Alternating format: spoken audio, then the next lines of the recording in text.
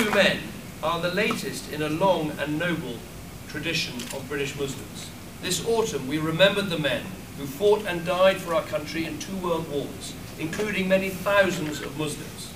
In the First World War, more than 1 million soldiers from the subcontinent rallied to defend the British Empire. And 20 years later, hundreds of thousands of Muslims again signed up to serve the Commonwealth. Together with Hindus, Sikhs and men from other religions, they created an army of 2.5 million men, 2.5 million volunteers, and we should never forget them. Today, when I look at the Muslim community, I see how British Muslims are again applying these values to our society. British Muslims are serving as soldiers, as policemen, as doctors and nurses, and yes, in our parliament. But we have got a long way to go before we can say that our society is truly integrated. And for me, building a stronger and more integrated society ultimately boils down to 3 things. First, we need to safeguard our civil liberties as British citizens. Here, this government have got it badly wrong. You cannot hope to build a free, fair or good society by clamping down on the very freedoms we are trying to protect. The whole arsenal of extended detention without charge, the draconian use of control orders, the growth of the surveillance state, ID cards, these things have involved some serious setbacks. I'm proud of the part that my party has played in defending our civil liberties. But second, we need to fight extremism. That applies to every religion and every community. As I see it, religious extremists are a mirror of the British National Party. They both use the politics of grievance and petty discord to promote their vile agenda, and we must never ever give in to them. So wasn't it fantastic to see a British Muslim woman, someone I'm proud to call a friend, Sayeeda She did such a good job taking on Nick Griffin on our television screens a few weeks ago. And as she put it, there is nothing Muslim about violent extremists, and there is nothing British about the BNP. As Sayeeda and I both know, in this fight against extremism, we always need to think hard about the weapons that we use. Language really matters, and we need to choose our words carefully. There's a big difference between attacking extremists and slurring a whole community.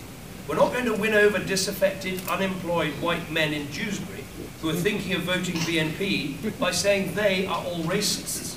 And we're not going to beat radical religious extremism by blaming it on an entire community.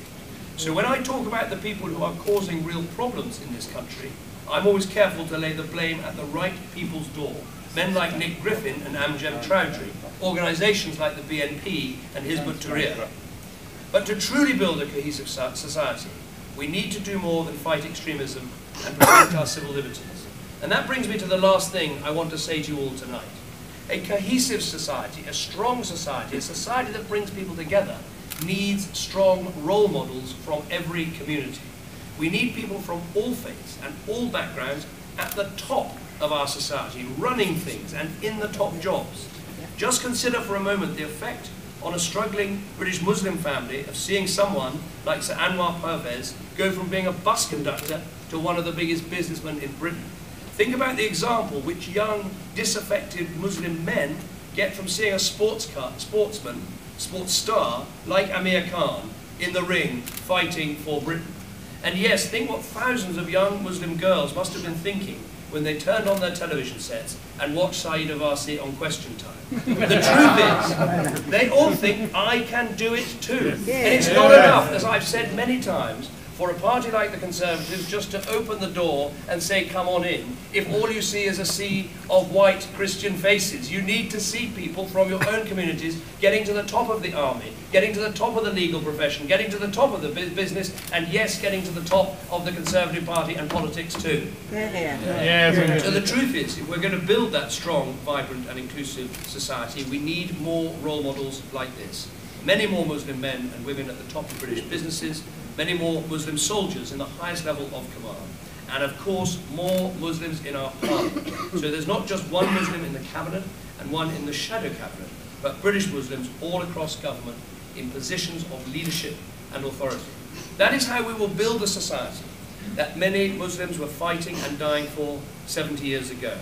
That is how we will deliver the real substantive freedom which so many people have died trying to achieve. So tonight, as we celebrate this great festival, let us work together and create a society that is truly worthy of their sacrifice. Eid Mubarak.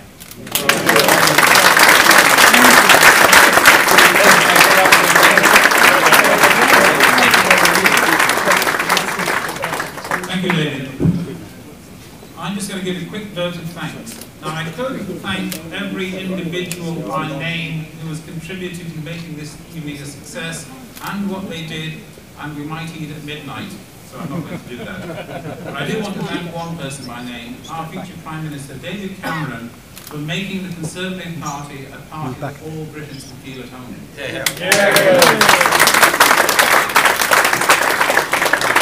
I want to thank the Private and the Captain for the Quran reading. I'd like to thank the executive members of the Conservative Muslim Forum for helping to organise this event, along with our support team, the staff from Altitude. And finally, I would like to thank you, the guests, because without you coming, being part of this evening, we will be speaking to an empty room. Eid Mubarak.